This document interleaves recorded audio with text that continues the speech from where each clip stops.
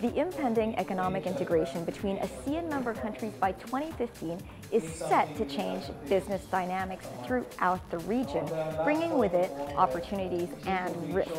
What does this mean for investors? Known as the ASEAN Economic Community, or AEC, the 10 member states will enjoy a single market and production base. With a 600 million population, it will be a force to reckon with. For those looking to start a business, this is something to keep in mind. Your market has just grown ninefold. Local companies such as small and medium enterprises will have a good chance at growing. If today you are producing your service or your product at a competitive price that can stand even the competition in the region, you should do well, because it means that you will be given access to new markets which today you may not have access to. If, however, your cost of production is higher or you're less efficient than your competitors in the region, then life will get tougher. Tariffs are set to be lowered and in some cases removed completely, but non-tariff barriers like port rates and customs fees still need to be looked at. According to Punong Bayan and Aralio CEO Maria Victoria Españo, the Philippines has some of the highest trade costs in the region. And that's not all. Philippines has the highest corporate tax rate at 30% compared to what our neighbors have, like 15, 20, 25. Individual income tax rate is also high at 32%.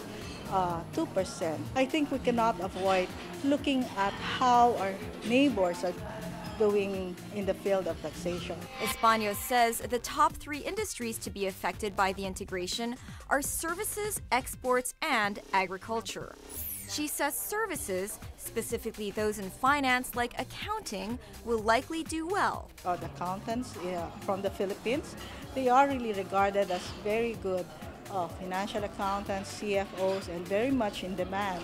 So if this regionalization really happens, that would mean that our own Filipino CPAs would be able to practice in Indonesia, Singapore, Malaysia, or any other country in the region. And for those dreaming of exporting products, look to our ASEAN neighbors for quality items you can offer at a competitive price. Businesses would say the opportunity to do business in a larger market with less constraints is usually a positive thing, assuming you can compete. The sector that may suffer, according to Españo, is the agricultural industry.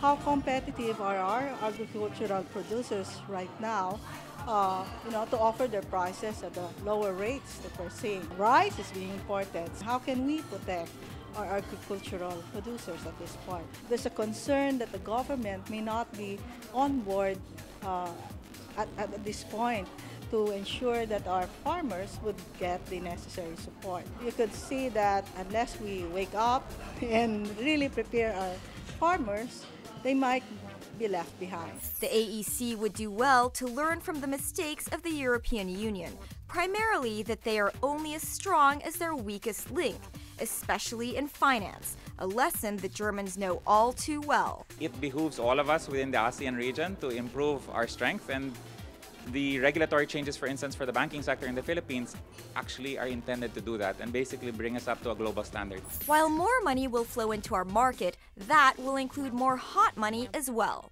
And our market correlation to our neighbors will increase as our domestic consumption may drop along with the dropping of trade barriers. Ultimately, the biggest winner will be the consumers. Whether or not integration is a net plus or minus, I believe that for the consumer, if the consumer is given choice to get the more comprehensive, competitive, cost-efficient service, then the consumer should benefit. Now, whether or not the companies can benefit from that is a different story. ASEAN integration will offer many opportunities and risks for the Philippines, but hopefully we'll be up to the challenge.